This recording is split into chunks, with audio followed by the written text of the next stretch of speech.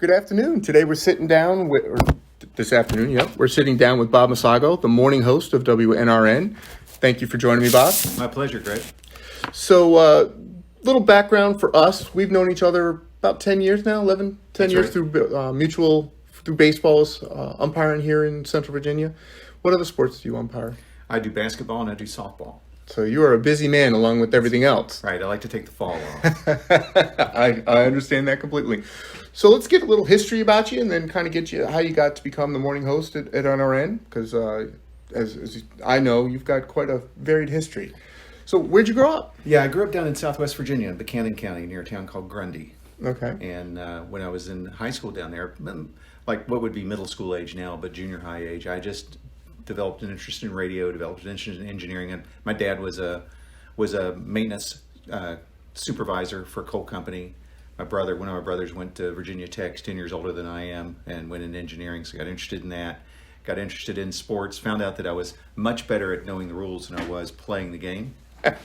And much better at like supporting the teams than I was actually being on the team. So I did a lot of scorekeeping and announcing and managing things rather than playing. Kept me with my friends who were the better players, but it kept me from having to practice for no return. Fair enough. So you said with your dad working in the coal business. What'd your mom do? My mom was a homemaker. Homemaker? Yep. And you have just the one sibling, one No, brother? two brothers. Both older? Both older. One's 12 years older, and he was in the mining industry as well, but in purchasing. Okay. And the second brother, who's now passed away, was an engineer, a mechanical engineer from Virginia Tech, and then worked for the coal company for a while, and then ran his own general contracting business. Okay. All in Southwestern Virginia? Yeah. So what brought you to Charlottesville? You know, my wife, my wife and I met at Virginia Tech. Okay. She's from Baltimore. I'm from Southwest Virginia. When we got out of college, we got out just the perfect time. I had a degree in computer science. We both went to Silicon Valley, worked for Hewlett Packard. When we got ready to relocate, we didn't want to be that far from our families. Charlottesville turned out to be the perfect spot in between. We didn't want to be in either hometown because in my area it was a little too depressed for the kind of work that we did, and we weren't that interested in Baltimore. So Charlottesville was a lucky find for us to both have job opportunities here.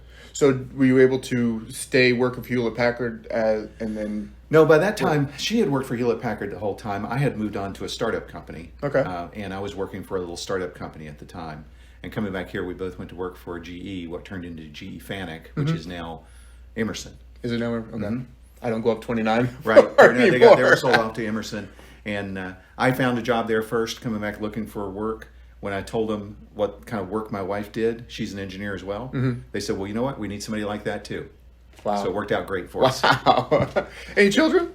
Two. I'm thinking grandchildren now. I've already jumped to that. We'll get there too. All right. Yeah, two boys. One's in Florida and one's here in Charlottesville. Do they kind of follow the engineering path, or are they? They do. One of them tried not to.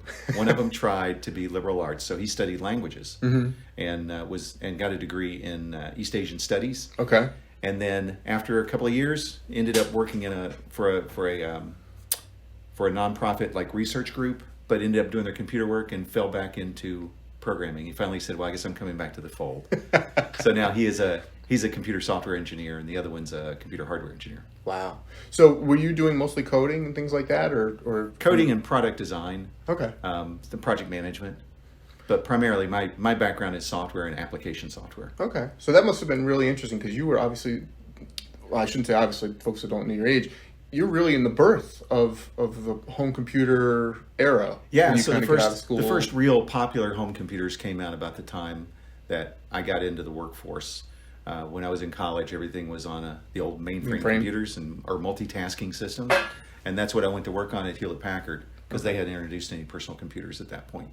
So that all exploded from the time that we kind of got started in that. That's great. I spent one lone summer intern in college for the computer folks at a State Farm regional office. I just ran tapes back and forth. Yeah. It would call for the tape, I'd run in the room and then get it in the slot, and yeah. They paid for it, so what do I care? It's a good thing you didn't decide to stick on that as a career, because I'm pretty sure the tapes are gone now. Tapes are gone, that whole unit's gone. Yeah. And because, they built that room with like 3 or 4 mainframes, and now it's the size of an iPhone or something. I mean, it's just insane. It's power. That's right. So, well, what got you? You said you were doing radio from high school and Yeah. middle, what got you back into it?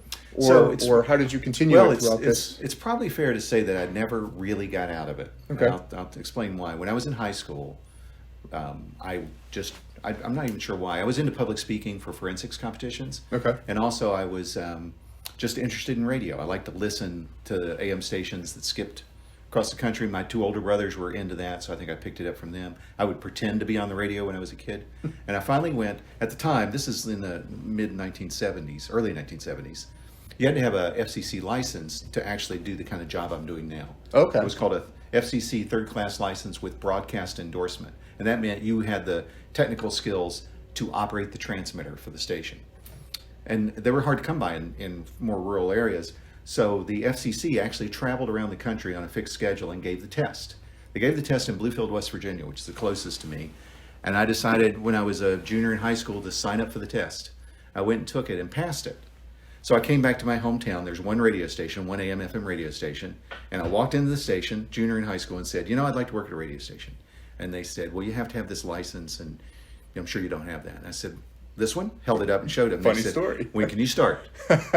Because they were so shorthanded. How do you train for something like that if it's traveling around like that? Was there... There was a workbook that you could study, so you knew what they were going to be asking. It's kind of ingrained in me now, but it was things like how often the station has to be identified over the air, what numbers you have to read on the transmitter to know that you're broadcasting within the limits that the FCC prescribes, what's legal and not legal to say on the air, things like that.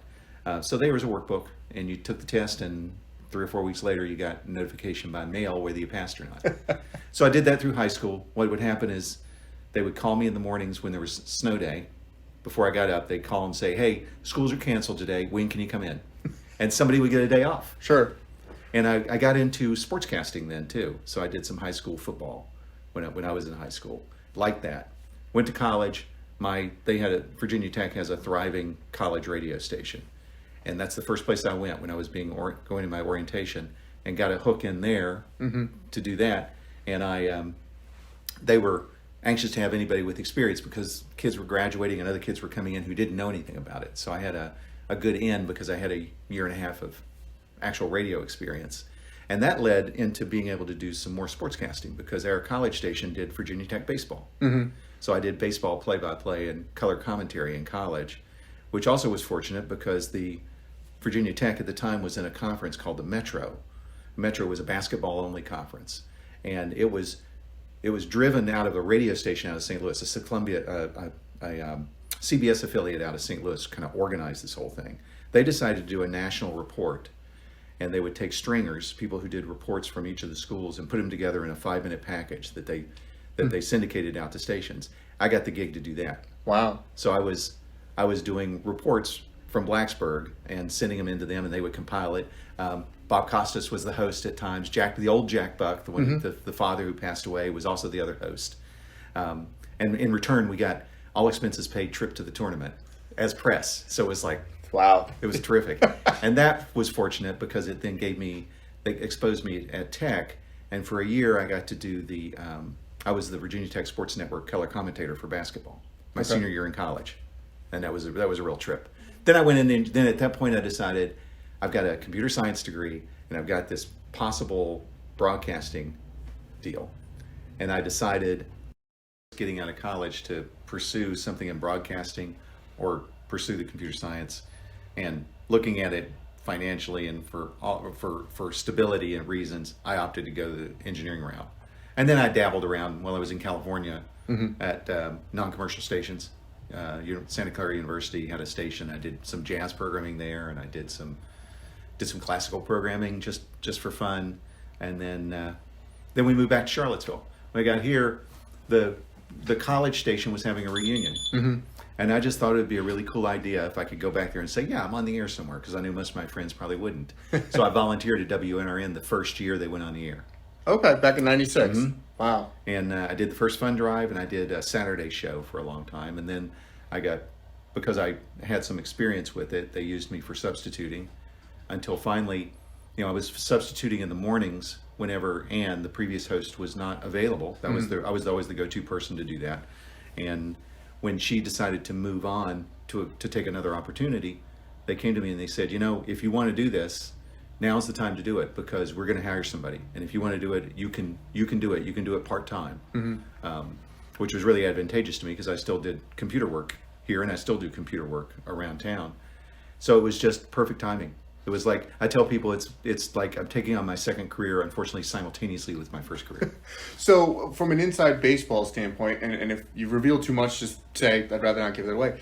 What kind of time do you have to put in? So your morning show is 6 to 10? That's that right. Correct? So are you live or are you taping ahead of time? How's that work? Most of the time, it's done ahead of time.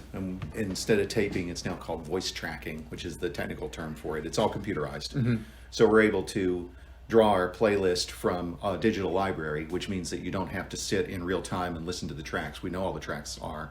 Got a list of that, so I can do all the recording ahead of time. And that will typically take for a 4-hour show. It might take on a good day a half an hour, on a bad day an hour to do it. Are you going into the studio to do that? Are you doing it from home? Well, because of COVID, when COVID came along, we very quickly, before everything really closed down, we switched to a remote. We closed our office, switched everybody remotely. So I have a set of recording equipment at home.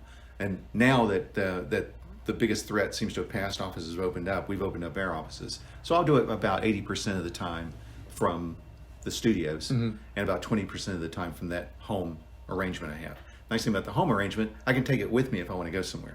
That is nice. So if you're going on vacation, you can still work, That's as it were. right. And some trips I'll do that. Like when COVID was going on, we would take a trip in the winter just to go see somewhere different, rent a house somewhere, and I would take it all with me and still do that part of my job. That's pretty cool. Do you miss the callers?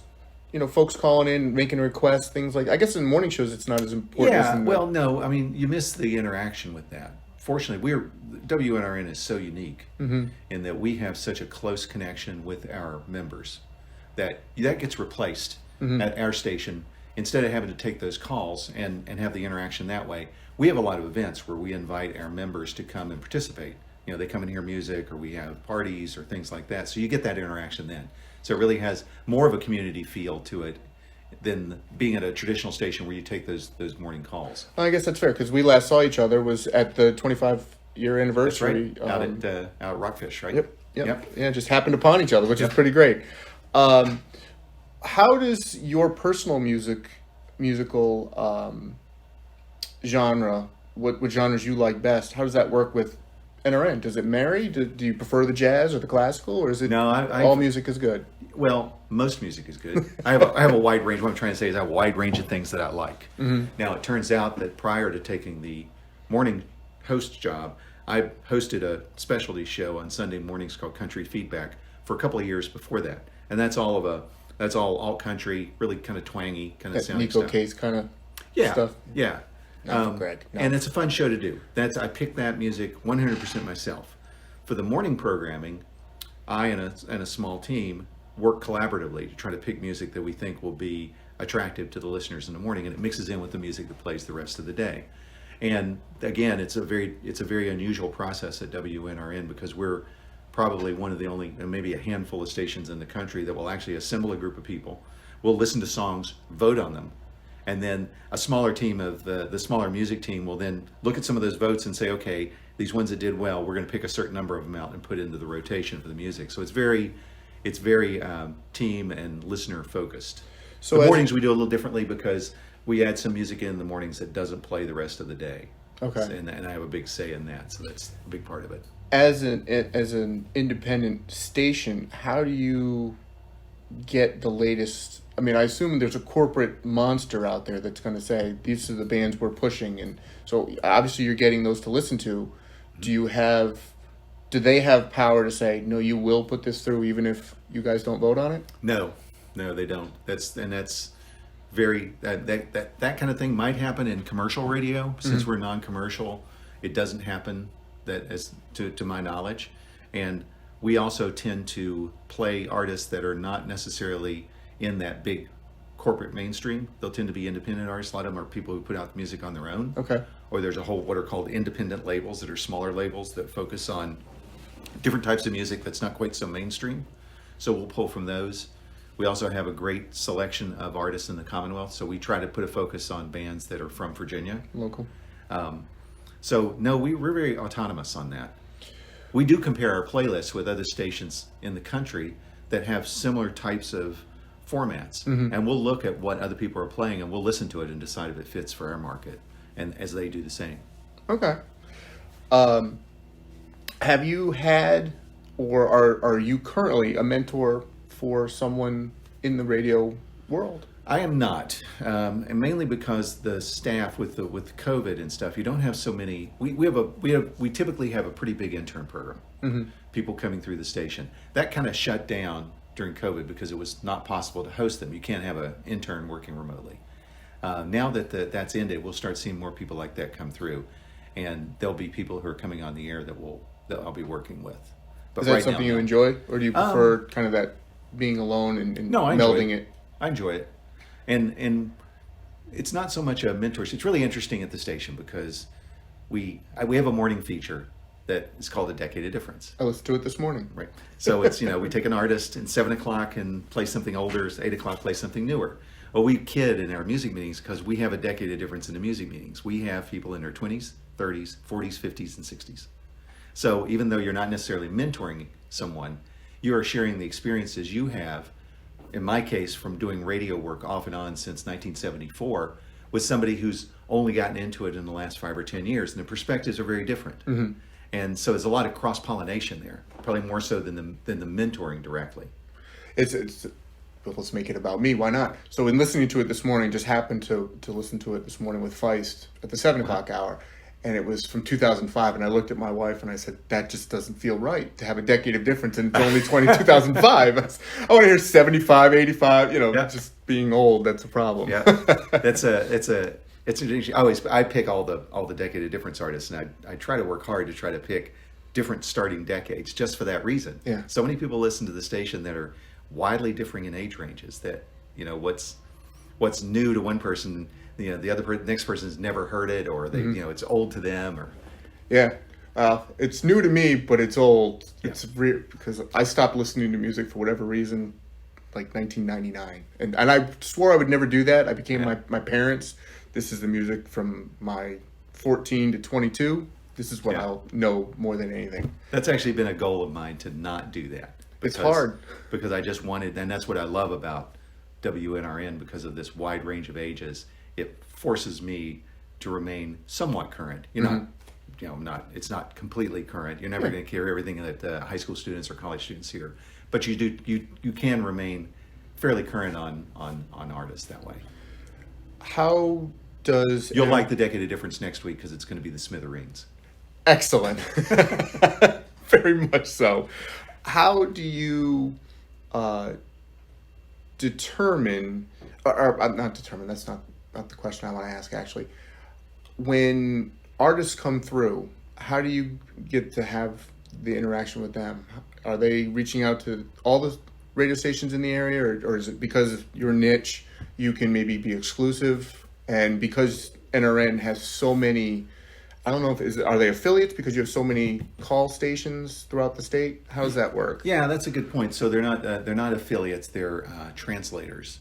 So they have exactly the same signal. The music that's playing in Charlottesville is the same music that's playing in Richmond and Lynchburg and Harrisonburg. So yeah, that broadens our reach in terms of artists that are playing through the area. So they will be attracted to us. Most of them have promoters or record labels that will reach out to us and say, hey, we have an artist coming through. We know you're playing this artist. Would you like us to try to set something up? Sometimes we'll pursue them. But most of the time it's driven on their side. And they know, they get the feedback because of the way the radio research works. They'll have feedback on what stations are playing their music. And they'll also have some area knowledge about stations that would be attractive to them in terms of appealing to an audience that might like their music. Okay. Well, let's transition just a little bit, taking a fair amount of your time, so I don't want to keep you all day. What, aside from the umpiring and the music, what do you do for your interests and hobbies? Do you have time? Well, grandchildren are one. Obviously a big one now. Yep. With 3 granddaughters in town, so that's the most That's the most joyful part of it. I won't have you pick a favorite. And I couldn't pick a favorite anyway, because they're all great kids, and it's great having my son and daughter-in-law in town. And her family's in town too, so we know they're not going anywhere. And actually, they threatened us. They said, if you leave town, we're going to come after you. We're going to hunt you down, because they love the family environment of having both sets of grandparents around. So that's great. Well, let's ask probably the hardest, easiest question for you, and that is, what's your favorite band and/or album? Yeah, that's a really tough one. Really tough one. We had a contest a while back to pick. Let's say you're on a desert island, and you can only have 10 albums. What 10 are you taking with you? And so that gives you a different perspective. It's easy to say, what's my favorite album right now?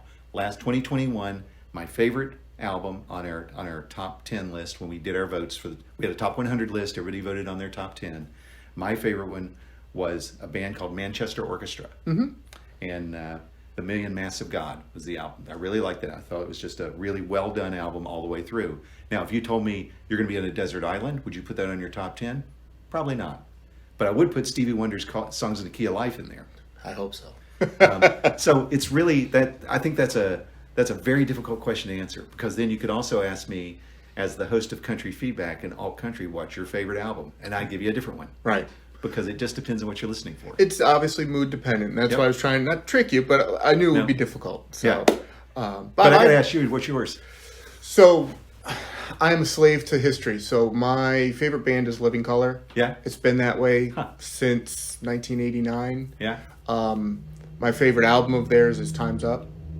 And Nice. But to your point, I remember one day I went to the record store and I bought De La Soul, Tom Waits, and Marilyn Manson.